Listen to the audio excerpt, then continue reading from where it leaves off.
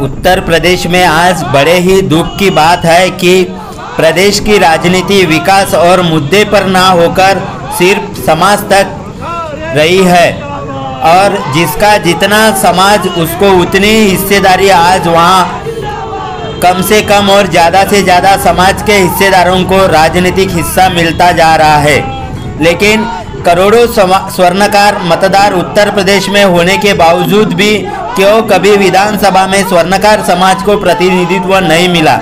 हमारा समाज हिंदू प्रिय है और समाज के बड़े बड़े लोग सभी पार्टियों में पदाधिकारी है, लेकिन कभी हमें क्यों नहीं विधानसभा में हिस्सेदारी मिली।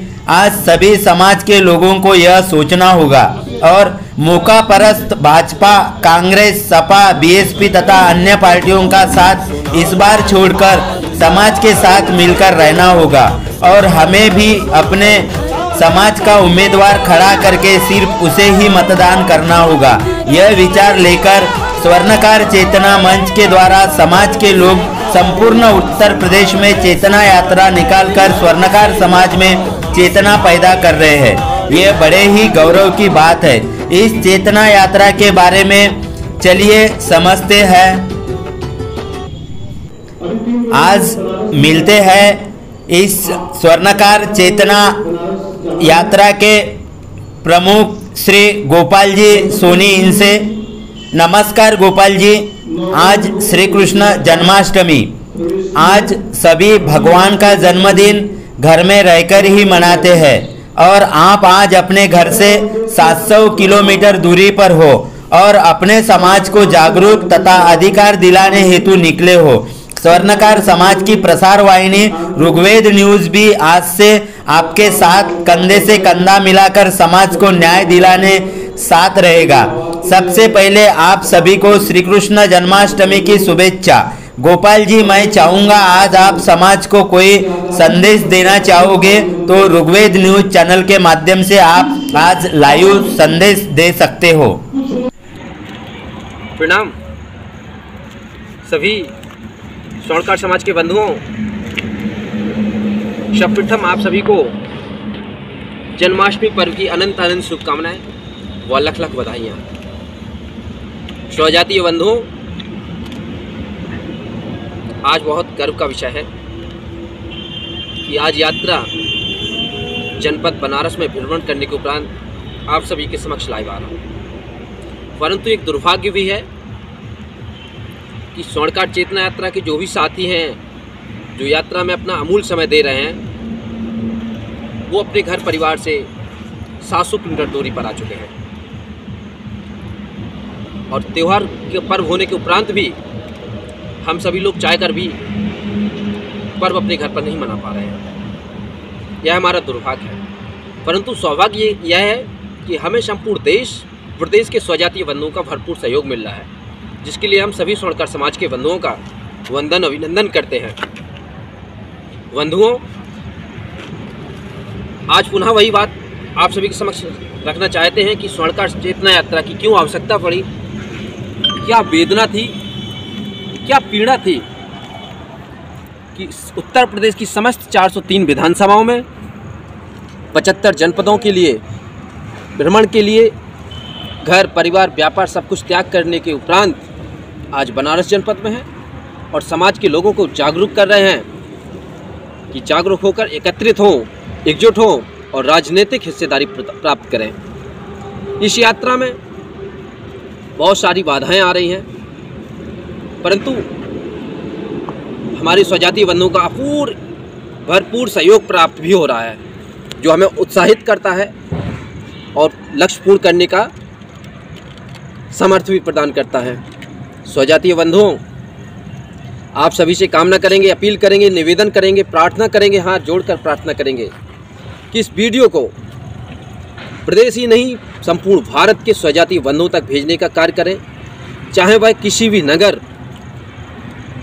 देहात ग्राम स्तर के अंतिम छोर पर ही क्यों न रहता हो, स्वजातीय बंधु यदि वो है तो उसको पास भेजने के वीडियो भेजने का आपका भी कर्तव्य बनता है, फर्ज बनता है, दायित्व बनता है, क्योंकि यह स्वर्णकार चेतना यात्रा स्वर्णकार समाज के उत्थान के लिए है, स्वर्णकार समाज को राजनीतिक पहचान दिलाने के लिए है, स्वर्णकार समाज को एकत्रित करने के लिए है और स्वर्णकार समाज के लिए लोगों को जागरूक कर उनके हक और अधिकार दिलाने के लिए है।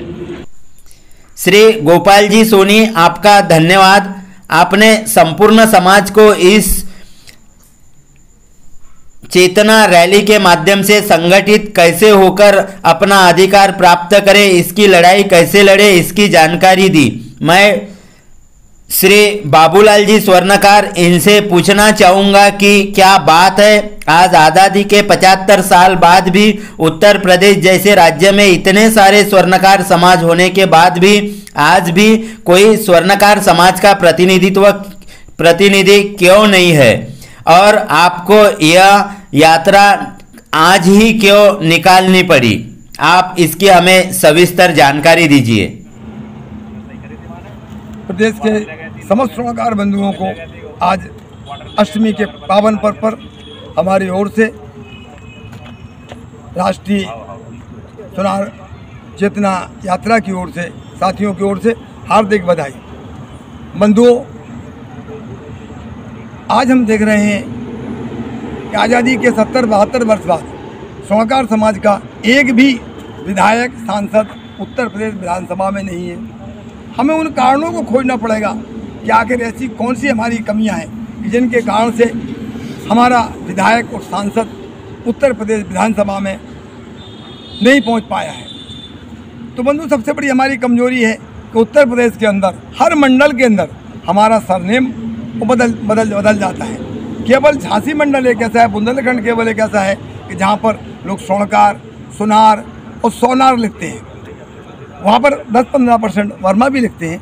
जब हम इलाहाबाद मंडल की ओर आते हैं तो वहाँ देखते हैं कि 50% ज़्यादा लोग सेठ और सराफ लिखते हैं।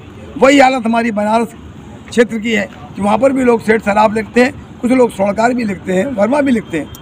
हम जब लखनऊ पहुँचते हैं तो लखनऊ में हम देखते हैं कि हमारे स्वर्णकार समाज के लोग और अपने नाम के साथ रस्तों की लिखते हैं और वर्मा लिखते हैं। कुछ लोग जो बुंदेलखंड से गए हैं वो सुनार और सराफ लिखते हैं। जब हम अयोध्या की ओर जाते हैं तो वहाँ लोग गुप्ता और वैश्य लिखते हैं, माथुर वैश्य लिखते हैं अपने आप को। हम जब इधर आते हैं आपके इटावा की ओर तो वहाँ पर हमारे लोग अपने आप को छत्री बता करके सैकड़, तोमर, भदौरिया इस्तेमाल करते हैं, जिसका परिणाम स्वरूप क्या है कि जब जनगणना होती है तो जो सेठ और सराफ हैं उनकी गणना जो है वैश्य समाज के साथ कर दी जाती है। तो वैश्य समाज की वोटर संख्या बढ़ जाती है। जब हम अपने वो रस्तों की लिखते हैं लखनऊ मंडल के अंदर तो उनकी गणना जो है ब्राह्मण समाज के साथ कर दी जाती है।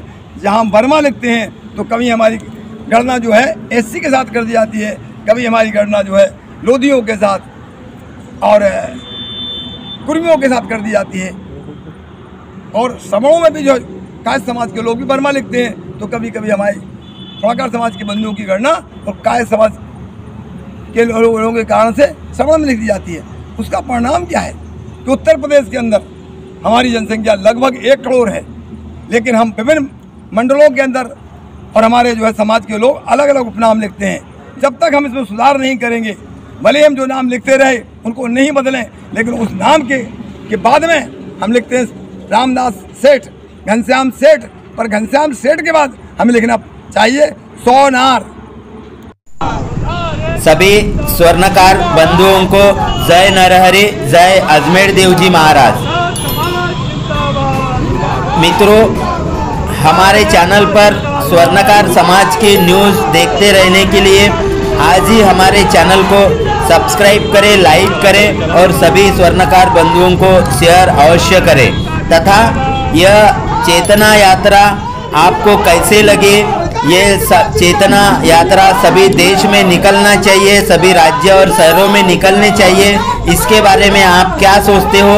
इसके लिए हमें आपके सुझाव कमेंट्स में लिखकर अवश्य भेजिए तथा आप आपका लाइक करके इस यात्रा को आपका समर्थन जरूर दीजिए। धन्यवाद।